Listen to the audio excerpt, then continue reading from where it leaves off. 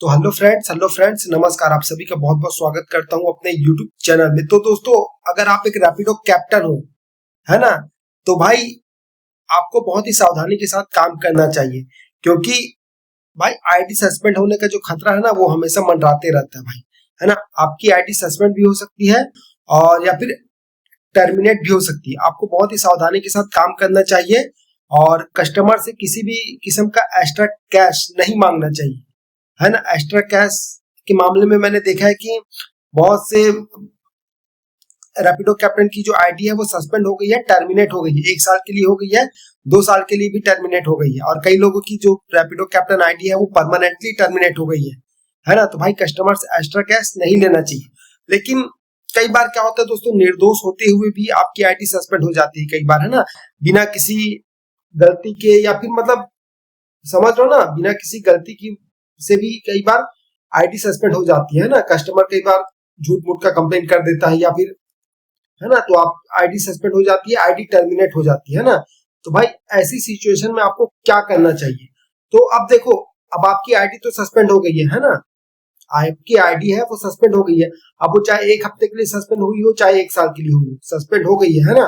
आप टर्मिनेट हो चुके हो, आपकी आईडी ब्लॉक हो चुकी है, अकाउंट गए हो, है ना। अब आपको क्या करना चाहिए ये मैं आप लोगों को बताता हूँ, ठीक है। देखो, सबसे पहले तो आपको आपके जो एरिया का जो टीम लीडर है ना, आपका जो भी लोकेशन है वहां पर रैपिडो का एक टीम लीडर होगा, है ना, उससे कांटेक्ट करने की कोशिश करनी है ना। आप हो सकता है आपको नहीं पता हो, आपने नया नया ज्वाइनिंग किया है और कुछ गलती हो गई और आपकी आईडी सस्पेंड हो गई, तो आपको नहीं पता है कि टीम लीडर कौन है। लेकिन भाई जो रैपिडो का जो पुराना राइडर है ना, उसको पता होता है। तो आपको जो रैपिडो के जो पुराने राइडर है उनसे संपर्क साधना है और उनसे पूछना है कि भैया यहाँ पर रैपिडो का टीम लीडर कौन है, रैपिडो का काम कौन देखता है, कौन साहब है जो मतलब रैपिडो का काम यहाँ पे देखता है ना। फिर उसके बाद जैसे ही पता चल जाएगा, उनसे जाकर रिक्वेस्ट करनी है कि सर, बिना किसी गलती की वजह से मेरी रैपिडो कैप्टन आईडी सस्पेंड हो गई है और मेरी कोई गलती नहीं है, सर प्लीज चालू कर दो। तो उनके हाथ में भी पावर होती है ना। जैसे जोमेटो में टीम लीडर होता है, स्विगी में टीम लीडर होता है ना, वैसे ही रैपिडो का भी एक टीम लीडर होता है दोस्तों, है ना। और अब दोस्तों देखो, और एक दूसरा रास्ता और है ना। आपको रैपिडो का जो ऑफिस है वहां पे जाना है।